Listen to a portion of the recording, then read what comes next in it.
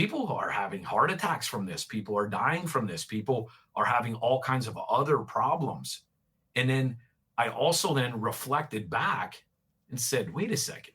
When I was 4 years old playing t-ball, my chest hurt when I ran around the bases. In my chest, I always had chest pain, always. And I just thought it was normal. I thought everyone had chest pain, but after hearing, all the stories and everyone talking and your story, like, this is what I've had my whole life.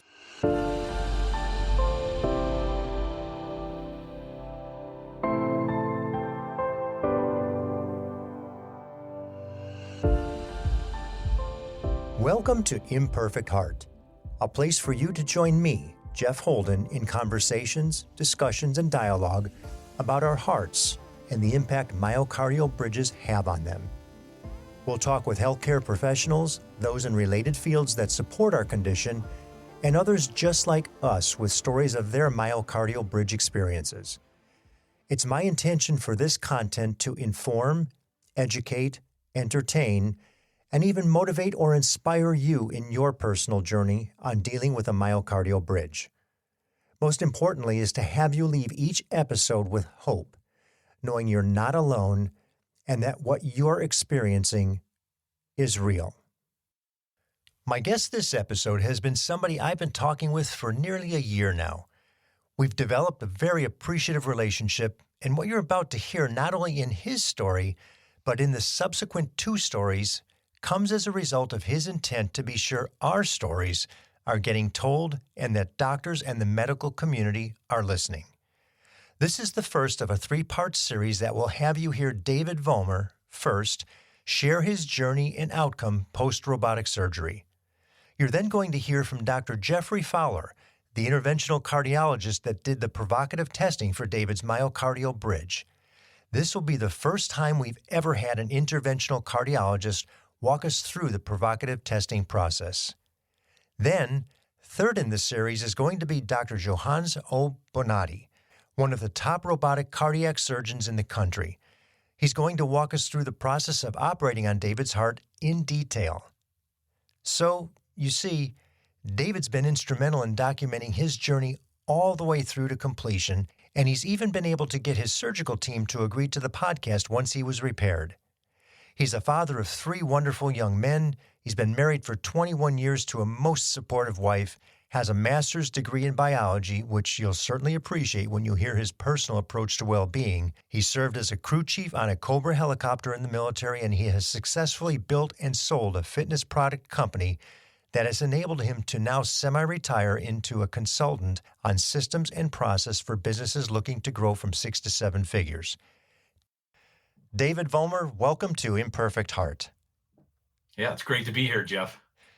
It seems like I've known you for years, but it's only been a little over 9 months since we first connected.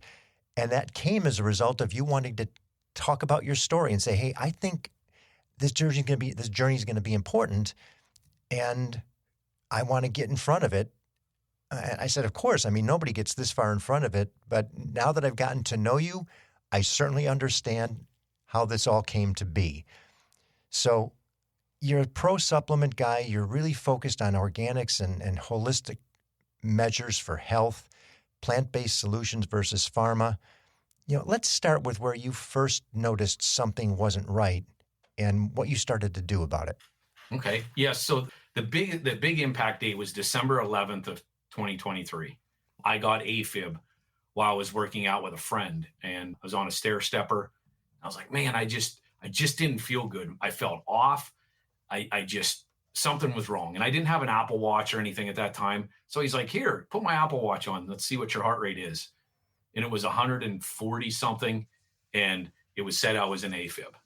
So I was like, oh God, I was scared, because my gym's in my garage. So I come up, got my wife, she took me to the hospital, went in the emergency room. By the time I got in on the bed, I was out of AFib. And they were like, oh, there's nothing wrong with you.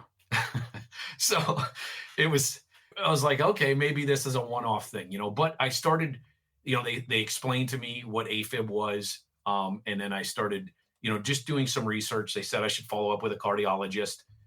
And so I did that the next week. and went in and saw him.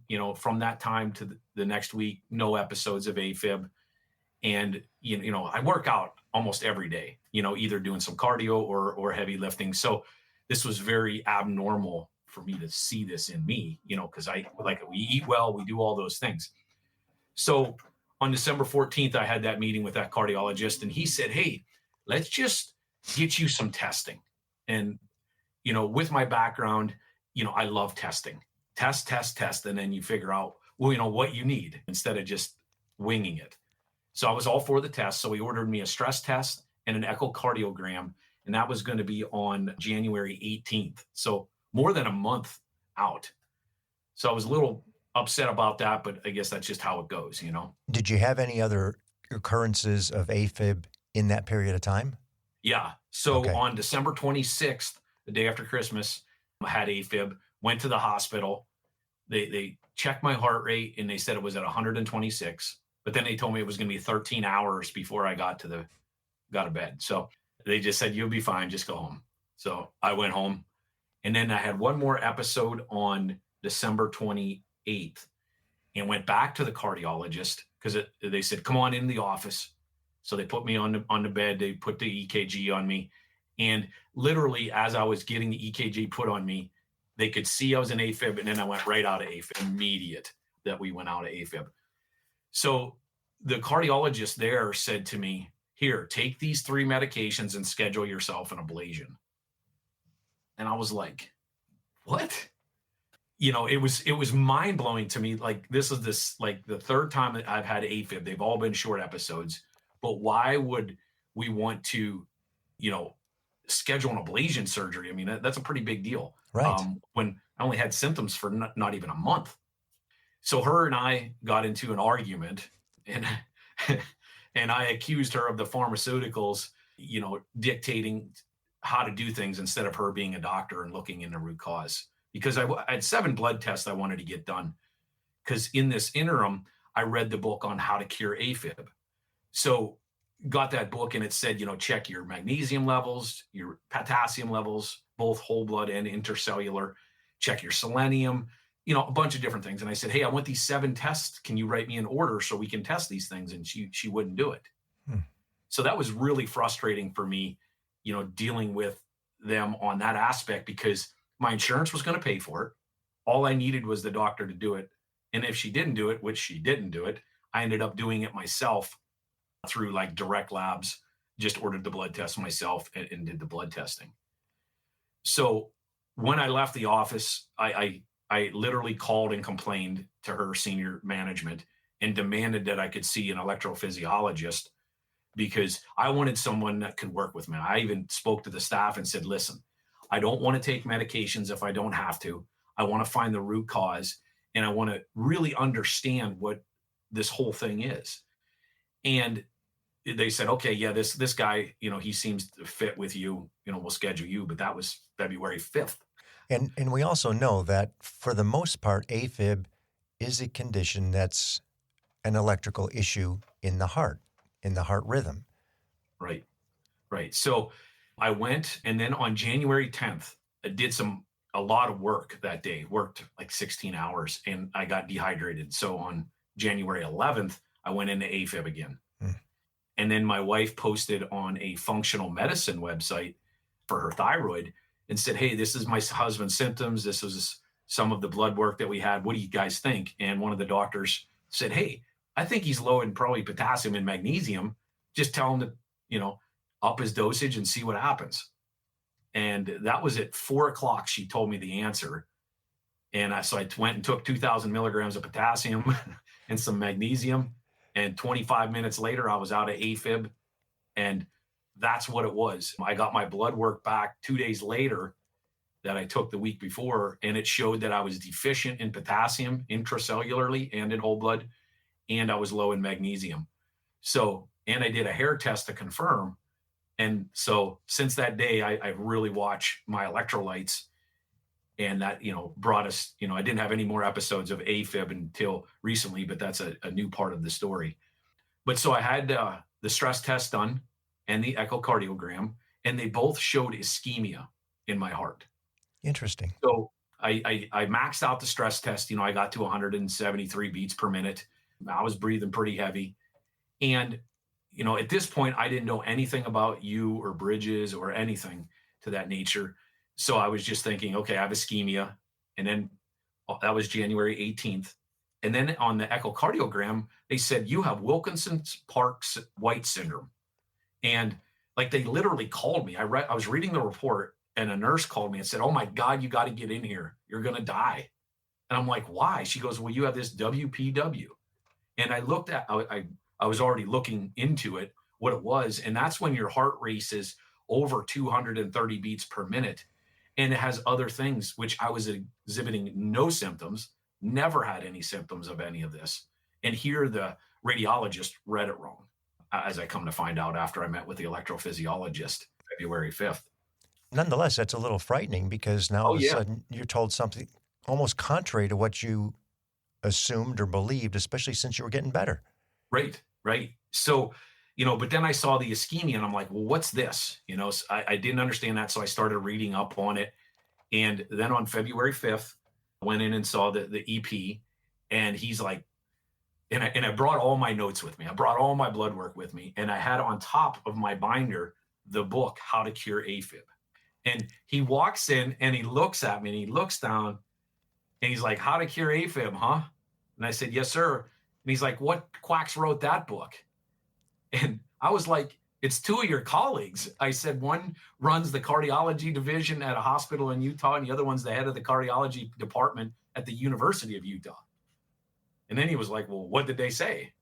And I said, well, they said to check intracellular potassium, magnesium, and sodium. And he was like, oh, yeah, we don't do that. And I was like, you don't? Why wouldn't you do that? Well, that's not standard of care. Standard of care is to check whole blood only, not intracellular. And he says, well, how are you feeling? And I said, good. I said, I've fixed my potassium levels. Here was my results. I showed him everything. And I said, but in this one echocardiogram, it says I have WPW. And he was like, no, they read it wrong. It was, he goes, you're perfectly fine. He goes, but you have ischemia. He goes, you have a clogged artery. I don't think so, because of the way I eat. I take high dosages of K2 and been doing that for 10 years to preclude any calcium buildup in my arteries. He's like, no, I'm going to bet you have a big blockage, and that's what's happening. I said, okay. I said, how do we fix that? Or how do we see what that is? And he says, well, we'll get you a calcium score. I said, okay, I don't know what that is, but sounds like a plan. So as I left the office, I called my PCP, and we're friends. And I said, hey, he wants to give me a calcium score. And he said, no. He goes, you want to get a CTA because the calcium score is only going to give you a number. He's like, we need to see what's going on in there, whether you have hard plaque, soft plaque, how much of a blockage. At least we can see something. And I said, all right, well, he won't write the order for that. He only wrote it for the calcium score. He said, well, call the other hospital. So I booked it myself. And then that went, I believe that was April 4th, went and did that CTA. And it took about 15 minutes. I had no idea what to expect. For the benefit of somebody who's new to the program, a couple acronyms you use. PCP is your primary care physician, but the CTA that you're referring to is a CT angiogram, which Correct. Coincidentally, early on for you, most people don't get their CT angiogram until deeper into the process. You're fortunate that they started there. It's the gold standard for identifying a bridge. Yeah, and that's what I found out after this. Yeah. And so I was walking out of the hospital, and they literally got the results right away. So my primary care physician called me, and he's like, you lucky bastard. And I was like, what? He goes, you have a calcium score of 0. I said, well, what does that mean? He says, you don't have any plaque. Like, you have 0 plaque. And I said, well, what does the CTA say? He goes, well, you have no signs of atherosclerosis. You have no blockages, but you have a myocardial bridge. And I said, well, what's that? He goes, I don't know. I looked in the literature real quick. They look like they're benign. So I really don't know. I said, okay. So I had a 40-minute drive home. So I'm telling my wife this, like, hey, they found this myocardial bridge. Start looking up, and she's like, you just look it up when you get home. So as soon as I got home, I've been using, listening to podcasts for a while on health and fitness and stuff. And I just typed in myocardial bridge in my Apple podcast. And there you guys were, My Imperfect Heart. So it was like, wow, like this is a big deal. Like there's a podcast specifically on myocardial bridges. This must be bigger than what everybody thinks. So over the period of that. It is bigger than everybody thinks, but not everybody knows. Right. It was completely by accident. Like this is how it happened. So I listened to every single one of your episodes that you had on there during the next week. And I was like, oh my God, like this is bigger than anything. And I even called my PCP. I was like, yo, dude, like people are having heart attacks from this. People are dying from this. People are having all kinds of other problems. And then I also then reflected back and said, wait a second. When I was 4 years old playing t-ball, my chest hurt when I ran around the bases. In my chest, I always had chest pain, always. And I just thought it was normal. I thought everyone had chest pain, but after hearing, all the stories and everyone talking and your story, like this is what I've had my whole life and I never knew it. And then also reflecting back when I was in the military, I maxed out the PT on sit-ups and push-ups, but when it came to the run, after I ran a mile, I would just die, completely. I couldn't catch my breath, and they would always bust my balls and, tell me that I'm not in shape enough, and I would run every day, twice a day, trying to help, and I could never get that long-term endurance. And as we go further into this, we find out why. But, the knowledge that I got from My Imperfect Heart sent me down the path like, okay, I got to get this looked at. I got to do an invasive cath to see if this is really the issue. But then after hearing, is it Kofidis? Kofidis, yeah, from Greece. So I actually reached out to him right away. He did a consult with me, told me, that he does minimal invasive and that, make sure if I don't go with him, if I go with someone else, make sure they stop the heart, because unless they have a stabilizing arm, they can't operate on a beating heart. And he's like, you want to look at minimal invasive. So I thought that was really great. I was very grateful to him for the fact that, he wanted the business, but even if I didn't do the business with him, he was giving me the right direction on how to look into this. So then I went on your site and pulled up all the doctors. And I called Stanford, I called the Mayo Clinic, the Cleveland Clinic, every person on there I reached out to. And I was like, okay, I got to figure out who I want to go see, what the benefits and disadvantages are of each. And then I narrowed it down to 3.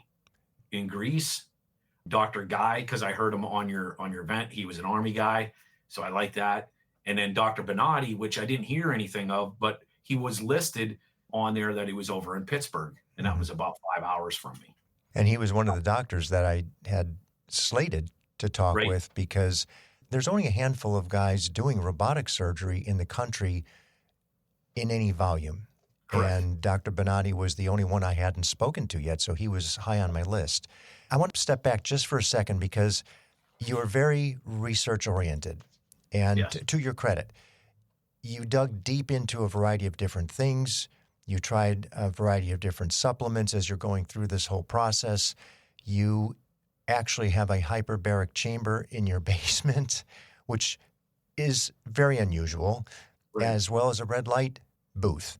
Correct. Yeah. On January 31st, my wife was diagnosed with breast cancer. Mm-hmm. And so on December 11th, though, we made the decision after I got the AFIB, like we got to start investing more into our health. So I found a red light bed on Facebook Marketplace, found a PEMF mat, so we got some of these things. And that's actually how my wife found her tumor, was laying in the light bed.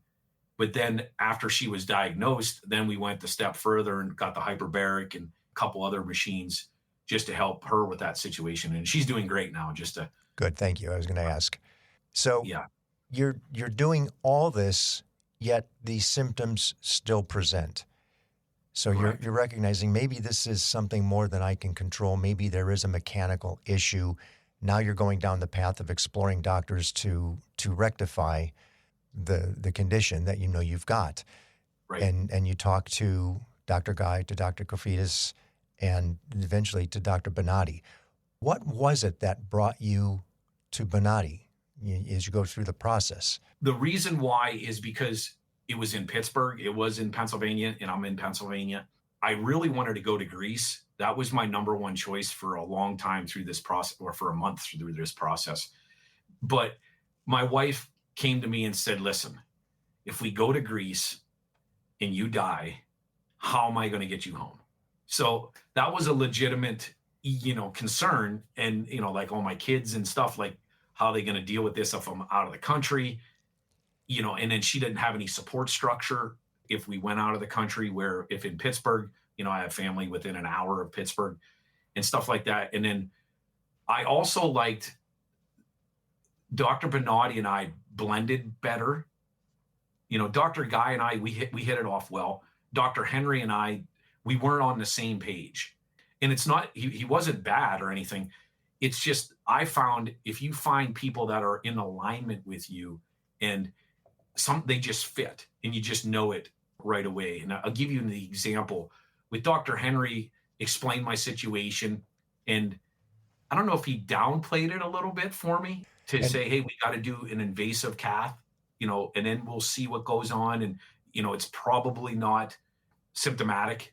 He goes, that's what we normally see. Most aren't symptomatic. And I was like, okay. Where Dr. Fowler, he presented a different aspect. He asked me what I wanted to see done. So I said, well, I want to use the Stanford protocol. And he's like, okay, I'm not really familiar. Then I pulled up your website during our Zoom call and he dove into it. And he's like, oh, wow, these really make sense. And we just clicked a little better. And, everybody clicks with everybody a little bit differently. And that's the reason. And then Dr. Bonatti, the way he explained the surgery to me, he's done over, 4,900 robotic surgeries, and he taught Dr. Guy. So, I was like, oh, wow. And it's closer. Yes. Because, looking into just the travel into Georgia to have it done, we would have to go down 3 or 4 times, spend a lot of hotels, no family in the area. So a lot of these things tied into why we picked Pittsburgh, because it came down to my wife and I, discussing it. Yeah. And you mentioned a couple of different names. Let me go back just for the benefit of the listener. Dr. Henry is the interventional cardiologist for Dr. Guy. He does the provocative test, the invasive catheterization that you mentioned, which is the provocative test to identify the depth and the symptoms and the specifics of the bridge and how it's functioning and what it's causing in the sequence of its process of blood flow. And then Dr. Fowler is the interventional cardiologist for Dr. Bonatti. Correct. So they both work in tandem. And just as sequentially explaining that, Dr. Tremmel at Stanford is the same to Dr. Boyd. So she provides all the provocative catheterization and testing for Dr. Boyd in terms of their protocol. And then the Stanford protocol is one now that is being accepted as the best practice to identify all the elements that the surgeon needs to understand and to really identify the significance of the bridge. Because there's a certain threshold that they're going to say, you know what, we might be able to treat this medically. We don't really want to cut you and go into such an invasive situation. Even robotically, it's still heart surgery. Oh, yeah. Yeah, the body isn't getting opened up as much, but you're still operating on the heart. So we don't want to dismiss the significance of this procedure in any way, shape, or form. Okay, so now we're caught up. So I just wanted to add in too that I did talk to Stanford, I did talk to the Mayo Clinic, the Cleveland Clinic, and they all wanted to treat me with drugs first. And I'm, personally, I'm anti-drug if it's a mechanical problem. So that's why it was really important to me to get this invasive cath to see if it was symptomatic, because it was a structural thing. Because I don't want to take any pharmaceuticals if I don't need to, where it's a mechanical problem, Mm-hmm.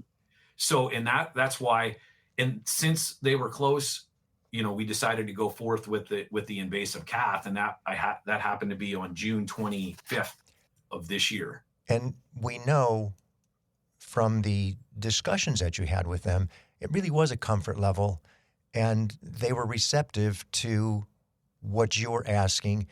which I will say, based on what I know about you, you're very, very thorough. You're very deep in your investigative process. You understand a lot of what's going on. And you're probably talking in some cases in medical terms that are at their level, as way above the layperson, certainly even my level. Understanding it, yes, but conversant, not at all. So you're a bit of a different animal coming in there because you're asking questions to a different degree. And I think that's important as well, because some doctors will dismiss that. They don't necessarily, they're not comfortable with it. These guys, both Dr. Bonatti and Dr. Fowler, were really receptive to what you were talking about. Yeah, and Dr. Bonatti's team made it super easy, and UPMC made it super easy for me to be able to, get the blood there, to have it organized, to have it ready, where a lot of the other hospitals said that we just don't have that policy. We can't accommodate you for that particular thing because we don't have a system in place to do that. So that was another win in our check boxes. They were going to do it in Greece and they could do it in Georgia too, but it was a little more in depth of how we had to do things. And we would have to go to Greece a month early, donate, and because they couldn't ship it over. So we would have to do everything there. And it was just much more complicated and convoluted, so we're really shortening the amount of energy that I put into this. Like this was my focus every day in researching and understanding, because I really didn't want to get cut either. I was really nervous and afraid. And I even sent you a message one time like, hey, is this really the right thing? But, going into that heart catheterization, I was pretty nervous too. I read a lot of horror stories and different things. But when I got there, Dr. Fowler came into the room. He talked to me for about 20 minutes prior to the surgery. And we talked about the program, what we were going to do, what he was looking to find, and what would be positive, what would be negative, all these things. And as I go into the operating room, they slide me on the table, and then he's like, oh, Dave, we're changing it up. We're doing acetylcholine now first instead of last. And I'm like, why would you do that? This was the protocol. He's like, oh, I just talked to Dr. Shaw, and he advised me that this is better to do it this way. And I was like, wow, this is really cool. And I'm gonna stop you for a second there too, for the benefit of somebody who hasn't listened to some depth of the episodes. Dr. Samit Shah is at Yale University, incredible cardiologist, and he's doing a clinical trial on INOCA, which myocardial bridges fall into, and that's presentation of ischemia without any apparent blockages. Just a wonderful doctor, extremely receptive, and he's also trying to establish the Stanford protocol as the protocol for testing for myocardial bridges with the catheterization. And he's got a handful of hospitals around the country who are now participating in that clinical trial. So that's Dr. Samit Shah, who your Dr. Fowler, interventional cardiologist, reached out to and immediately got a response. So these guys are all communicating to our benefit, which is just so cool. Yeah, I never thought in a million years that would happen. But that just shows me that there's a lot of doctors in this group that are really conversating with each other, finding out what's working, what's not working, what's best practices. And that really put me at ease going on the table, because now there was another doctor, which I heard the episode with Dr. Shaw, and I was like, oh man, this is like having all the elites in the room at one time, conversating. Yes. So you make your decision now, you're moving forward, you get your provocative test, and what's the result, and what do you do almost immediately, if I'm not mistaken? Yes. So as I was laying on the table, he kept me awake during the entire procedure, and he said, okay, we'll give you the acetylcholine, and he found a little bit of endothelial dysfunction. And then he did the demutamine challenge, which raised my heart rate, and we saw that we had a significant flow difference between the top of my LAD and below the bridge, that it was blocking, and we only got to 130 beats per minute.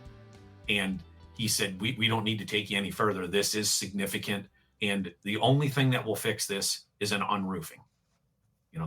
That's clear as a clear picture. Mm-hmm. So I want to add too, at this point, this is a 3-part series. We're just now talking about this Dr. Fowler guy, who turns out to be your interventional cardiologist who's doing an extremely thorough job and appropriate way of testing for the bridge. Dr. Fowler will be the next episode following yours, where it'll be the first time we've had this discussion of the provocative test that we hear so much about, and he's going to walk us through it.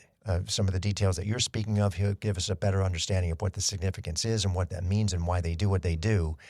But for the benefit of this discussion, I just wanted people to know that we are going to have a very in-depth conversation with Dr. Fowler in the next episode following yours.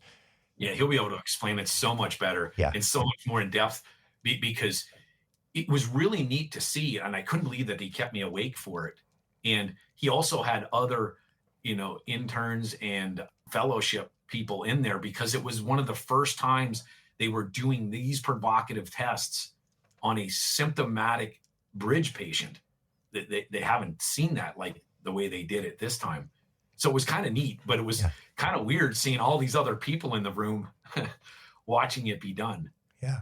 So but he came to me after the procedure, explained to me everything again, because now I was, fully awake, and, said, listen, you got to talk to Dr. Bonatti. You need to schedule this unroofing because that is the only thing that we can see that will help your condition specifically.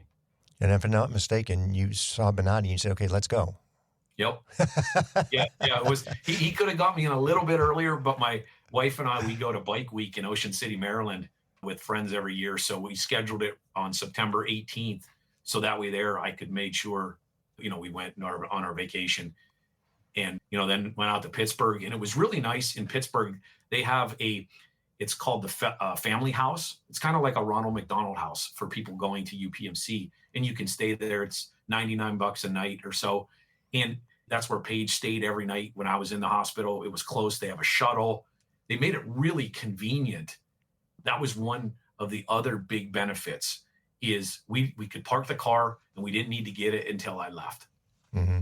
It's just all of these little things made this decision the right one for us because the convenience and everything like that put together just made it so smooth, especially on my wife, because this was hard on her too, seeing me laid up, and not being able to hardly move at first, Sure. Things like that. Cause it was pretty intense.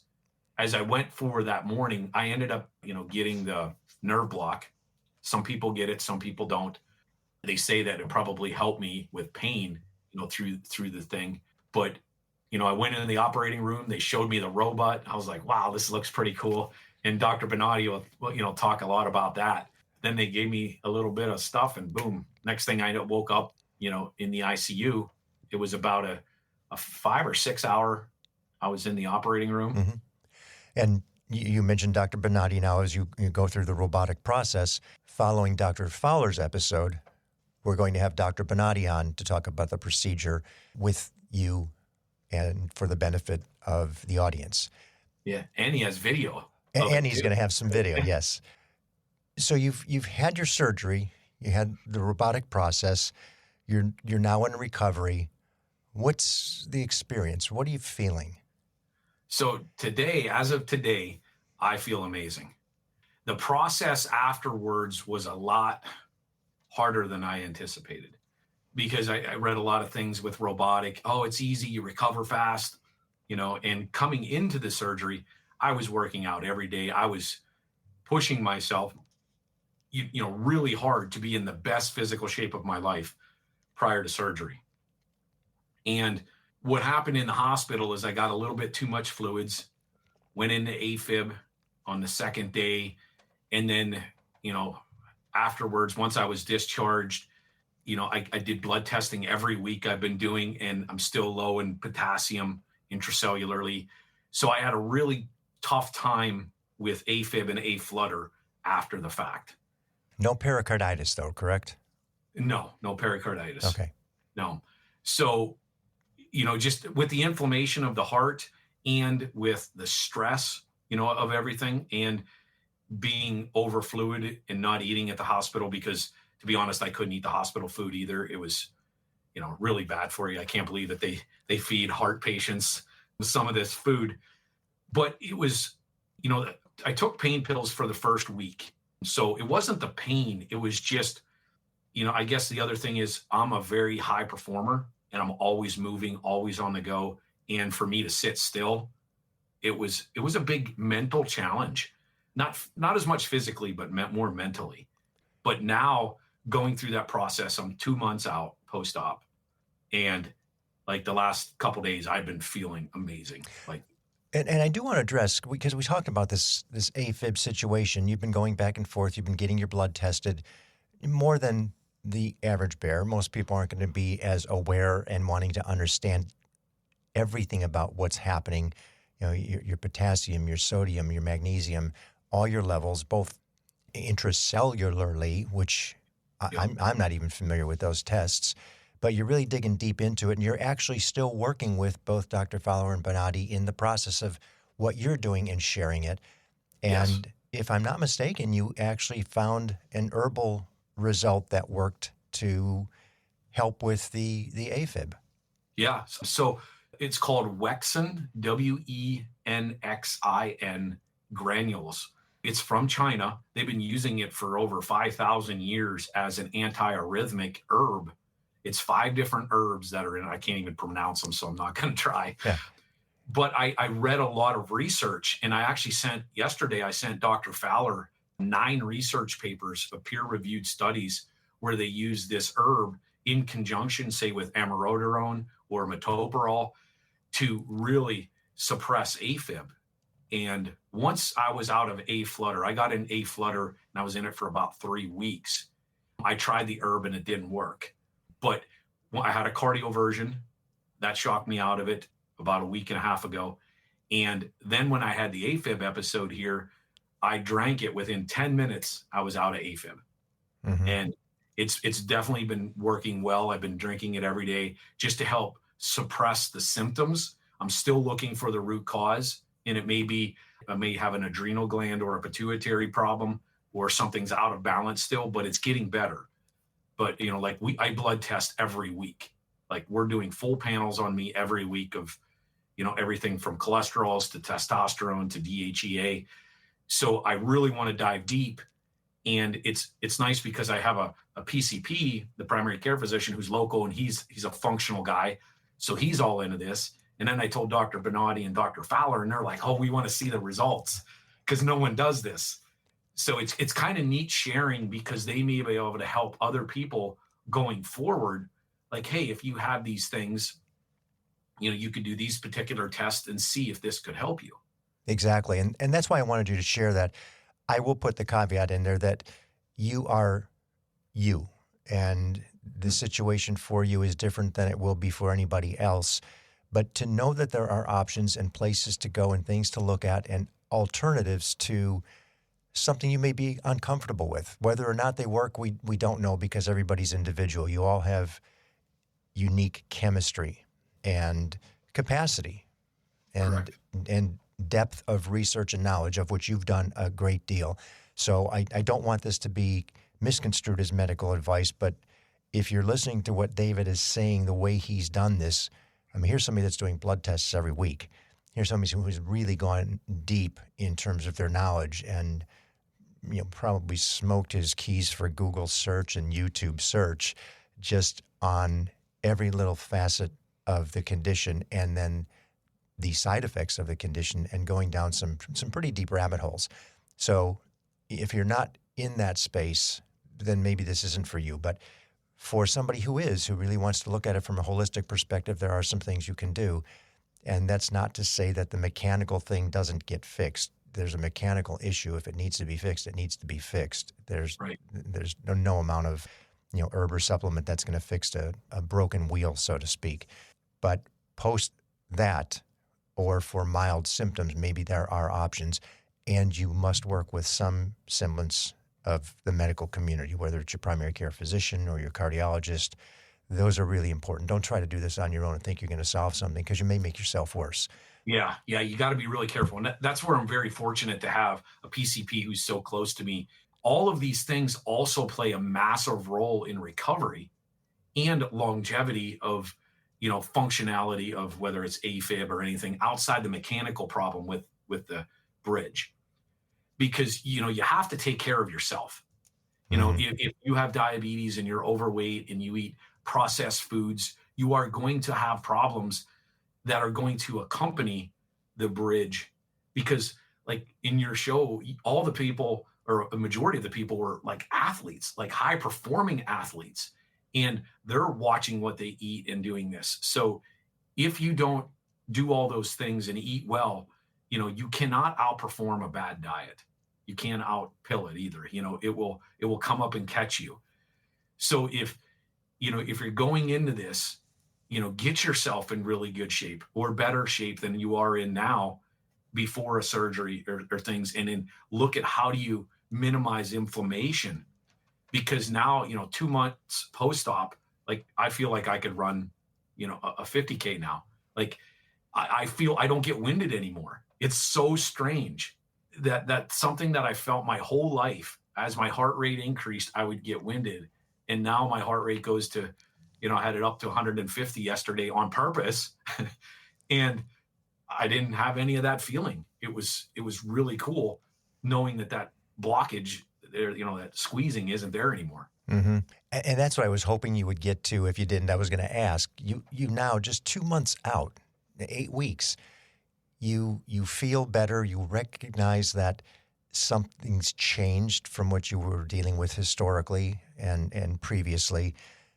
Your symptoms post-surgery have been relatively mild. I mean, the AFib is a concern, but Right. for the most part, it looks like you've got it under control. And if not, that's a very familiar situation to the doctors. Right. It's not as aberrant and unfamiliar as a myocardial bridge is. So, to that extent, it's just wonderful to hear that today you can say with confidence that you recognize the difference of the surgical process. Oh yeah. Unbelievable. Yeah. And the other thing is, for everybody that's listening, you have to advocate for yourself.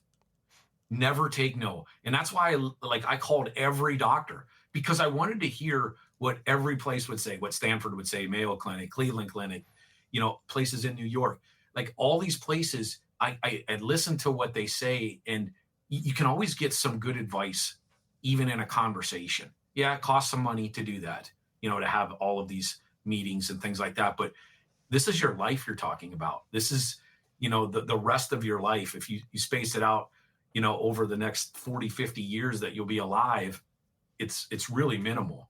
It's a few $100s that you have to invest in yourself to be able to move forward.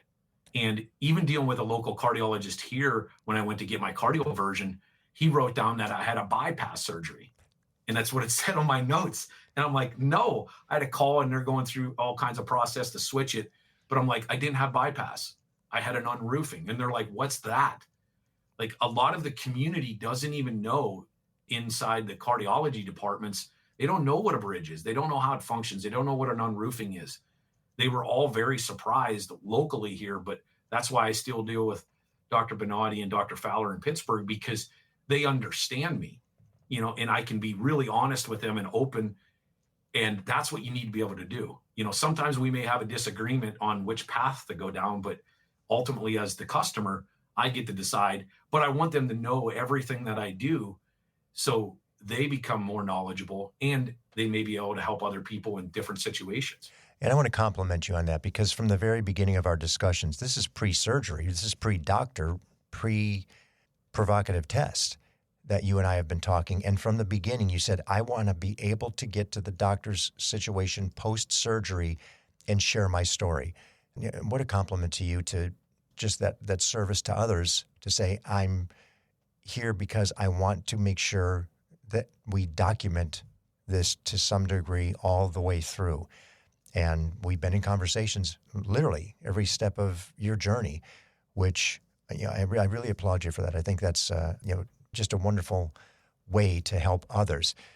And to the point that you're now educating people in your very own community in the cardiology space to something that they were unaware of. Some of us do have bypasses with the Right.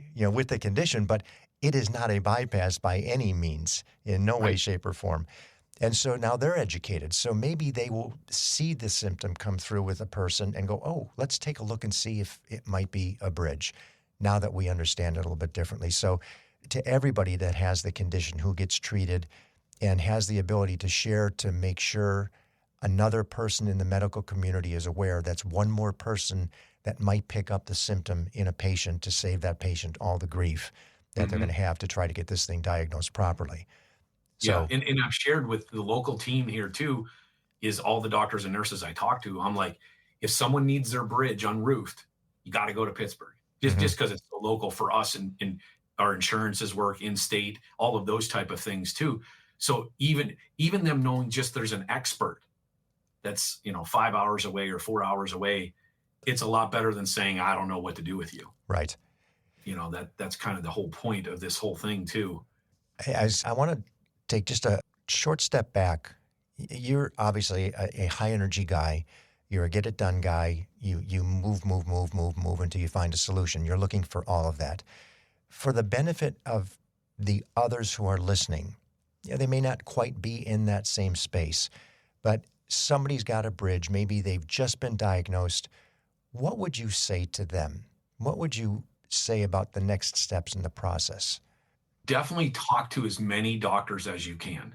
Everybody does Zoom calls now. You don't have to go to the office. That's how I was able to talk to 13 different surgeons and then narrow it down, because you can do that relatively quickly, and usually you can really find out quickly.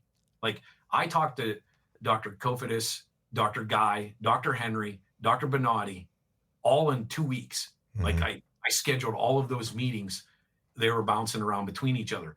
But it got me where I was like, okay, I like this, I don't like this, I like this, and this, oh wait, now I can ask a new question.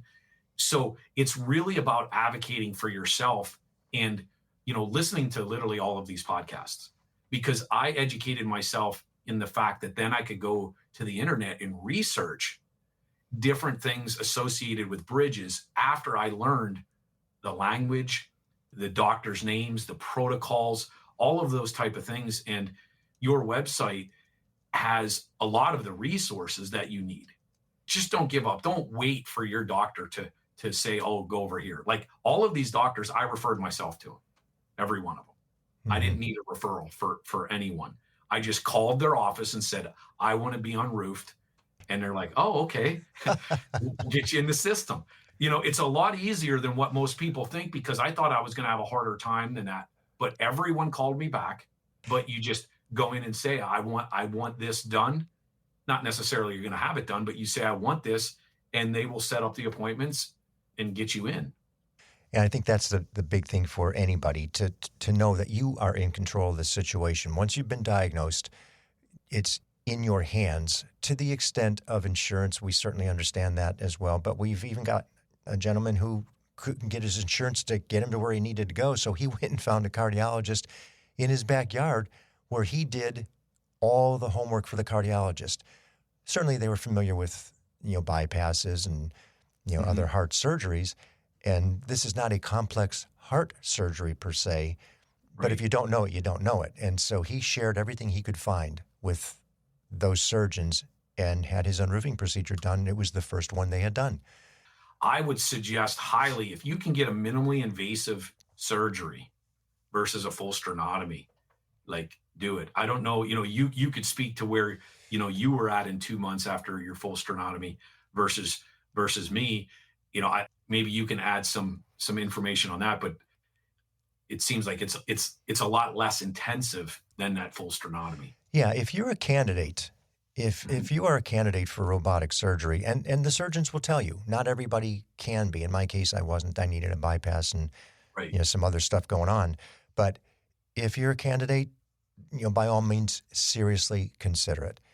It's just another option for you. And some people are perfectly comfortable with the sternotomy. They say, I want him to go in and know, and he can see everything, and she, whoever the surgeon is, that it's all right there for them, and it's presented. And if you're comfortable with that, that's fine. It's a little bit longer process. The robotic surgery, to your point, it is not painless. And I think people think, oh, this is a piece of cake. It's a whole lot easier. And we're still talking about heart surgery, number one, but it's not painless. And a thoracotomy is not painless. Anytime you're poking through muscle, you're going to have situations that create pain. But it's, in most cases, much less. And again, where it's an option, by all means, it gets you back to work. It gets you back to doing the things you did a whole lot sooner. And there are different complications that come from the robotic and or more minimally invasive than we see necessarily in sternotomy, and vice versa. Sternotomy has some complications that could occur that you won't necessarily see robotically. But either way, just keep moving forward. Don't give up.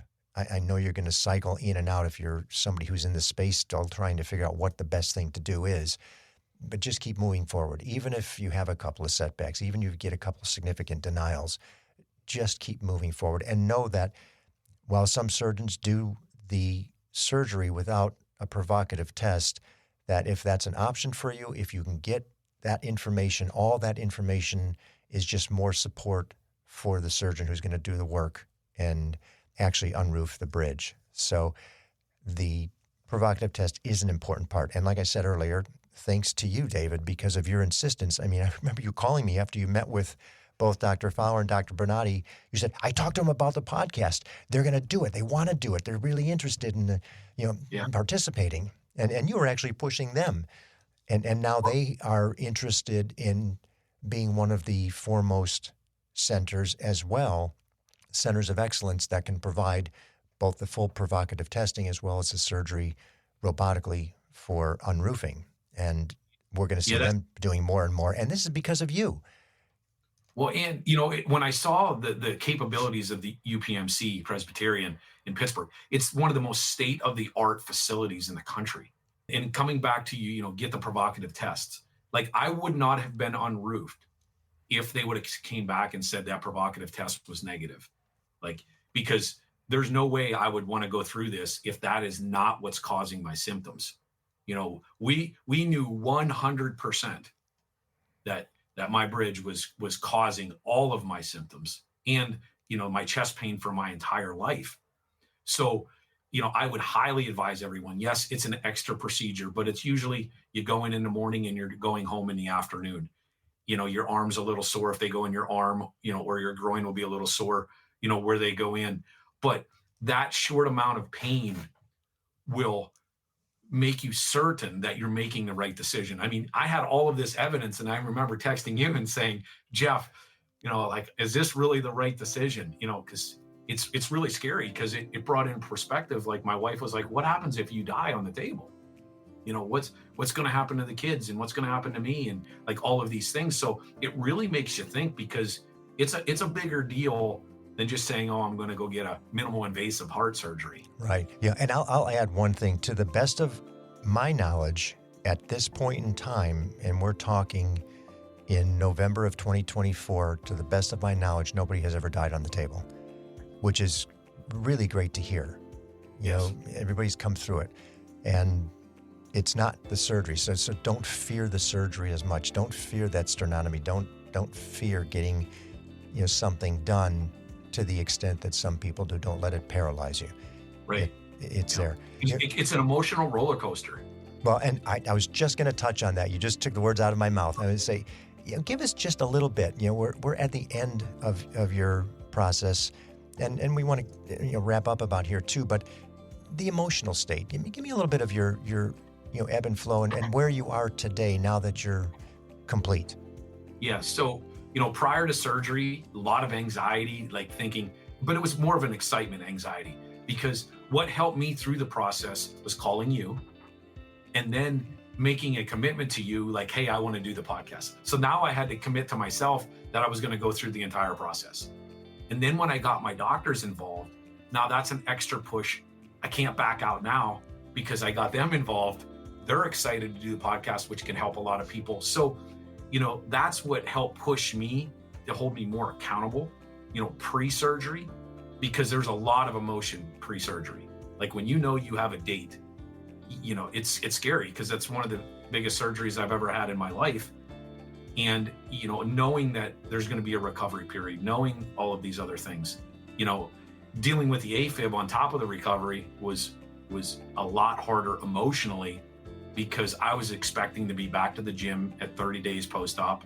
I was expecting to be back, doing work and doing these other things.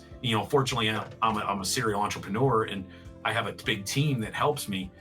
But still, it really got to me just sitting on the couch and just walking around the house. And there was 2 days that, one day I just started crying, and it was like, how do I get out of this?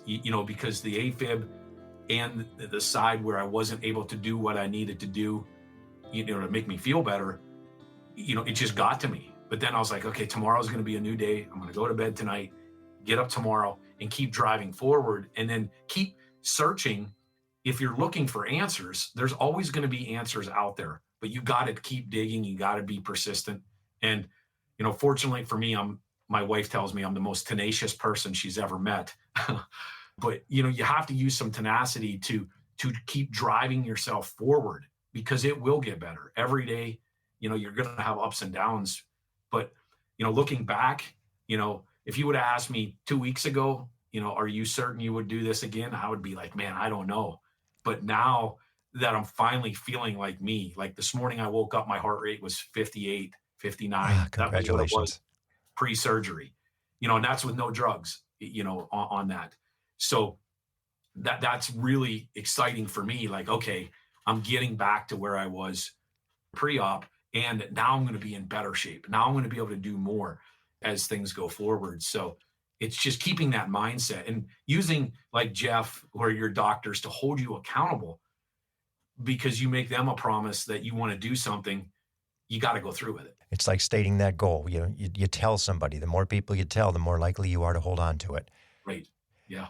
You are the only person who, days before you're going into surgery, calls me as if you're going to the Super Bowl tomorrow. With the enthusiasm and excitement of, I can't wait. I'm going in. Dr. Benai's going to da-da-da-da-da-da. And I have to laugh, because I think it's that positivity and it's that energy, and not letting the negativity set in to where we're going through with this. It's going to be a good thing. And while I may have some challenges and my trend line may not be straight up, when I come out of this, for the most part, I should be better. And the majority of people who have gone through the process end up in a better place than they were prior. So, I appreciate it. I appreciate your enthusiasm, because it motivates me to do what we do too. And Yeah. I want to share that as a result of your journey, both your wife's and your journey, hers with her cancer, yours with your myocardial bridge, you now have a program, a website, and a podcast that you're going to do called The Vollmer Journey. Yes. You want to tell us just a quick little bit about that? Yeah, it's just, I'm putting together episodes. We did one episode so far just on my wife's cancer, and it was back in March. And then I kind of been putting it off because of my journey and hers. We got too much stuff going on. But now what I'm going to do is I'm going to talk about everything that we did specifically for her cancer, how we did it all unconventional. She had a surgery and no chemo, no radiation, no immune therapy, everything with naturopathic approaches and with scientifically backed approaches that aren't used in mainstream. And same with myself. Everything that I did for my bridge, for my AFib, is all scientifically documented in PubMed, in the NIH, in other journals, but it's not used by mainstream. So I want to just bring those options up and show people there's a lot of alternatives out there that can allow you to get to your goal without pharmaceuticals. And if you have bad reactions to pharmaceuticals, there's different ways that you can do this, and it even coming down to the diet. We're going to talk about how we prep, how we do everything. So what my podcast is about. I want to remind everybody that, again, if you don't subscribe to the podcast, do, because post this episode, the very next week, we're going to have Dr. Fowler, who is going to talk to us about the provocative tests, what this invasive catheterization is, all the details of it. You mentioned a couple of the chemicals. He'll explain it. He'll explain why we do it, how we do it, and what the purpose of it is. And then following that, we're going to speak with Dr. Benatti, your robotic surgeon, and it'll be specific to your case, to where people can say, okay, now I understand. I heard from that guy, and now I'm going to hear from his doctor. And I think it's just going to be, one of the first times we've had the sequence of patient to process to surgery of all three of the people that were on that team. So I'm really excited about it. I can't think you enough, Dave, for putting this together, because you're the one that did this all the way through. You said, I want to be able to share this. I want to make sure the doctors understand it. I want the doctors to be able to share it. And you held them accountable to say yes. When you went in there and said, if I'm going to do this, I want you to come on the podcast. You have to share this because everybody needs to hear it. And it's just so refreshing to see the interest and the enthusiasm and the energy post-surgery now as you're healing. You're still, it's a 12-week process, really. You're 2 months into it, and I'm thrilled to hear how you're doing and the fact that you've got this AFIB under control, which is not an unusual situation post-surgery. All kinds of things can happen because it's heart surgery. Right. But I just so appreciate you and what you're doing for all of us as well. And I will put all the information on your journey program in the show notes so people can just grab the link and get to you. Yeah, and if anybody wants to get a hold of me, they can it's David at thevollmerjourney.com. And I'm sure you'll post that out there. I will. One of the benefits with Dr. Bonatti and Dr. Fowler is they're going to present all of my info. And I did hold them accountable for that because I told them prior to doing it, hey, we want to do this on the podcast. And when Dr. Fowler, that's why he did such detailed notes. And he's going to show everybody exactly what went on and how the measurements were, how the flow was, all these things. And then Dr. Bonatti, I remember him waking me up in the ICU and saying, David, your heart looks so good. And I got everything on film, So that was exciting to me because he was so excited that they recorded everything, knowing that they were going to bring it out and present it to people and show people so you can really get the detail where most of the time they don't. It's always in hindsight. You want to go back and you may have not have done something because you didn't think about it because it wasn't going to be used in the future. Yeah, it's not many patients that say, I want you to see everything that happened to me.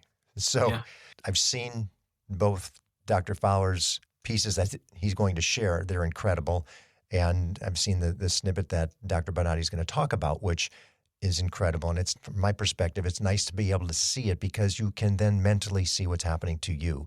And when you go into your surgery, you can visualize how to heal yourself. And I don't mean literally, but visualization and that thought process is a holistic way to help your body heal. So I can't wait for the next couple of episodes. I was so excited to get to this one with you today. I know it's been almost a year in coming, and here we are starting from symptomatic to post-unroofing procedure, and then now the storytelling along the way that's going to bring it all together for the next couple of episodes. David, thank you so much. I appreciate you, your time, and everything you're doing. No, I really appreciate you and the whole community. I mean, the Facebook page, I'm in there commenting a lot, and a lot of people bring a lot of great ideas and thoughts and their stories to that. So that's what helps everybody through this. Because if it wouldn't have been for you, the group and the website, I would have known nothing. And I wouldn't have known how to fix this. So I really appreciate everything that you guys have put together here. It's really great. Looking forward to the next episode. Thanks, David. All right, thanks. Thank you for listening to Imperfect Heart.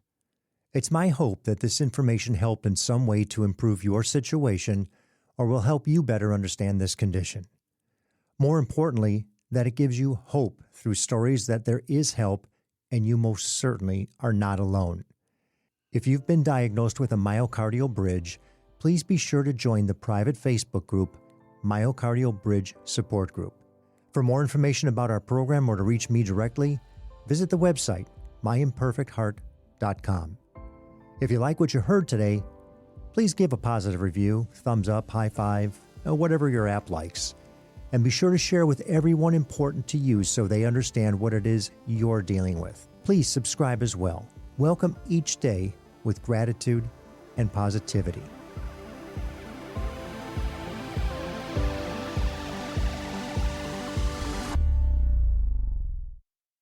The views and opinions expressed in this program are solely those of the host and the guest and are not intended to provide, nor are they a suitable substitute for, professional care by a doctor, therapist, mental health professional, or other qualified medical professional.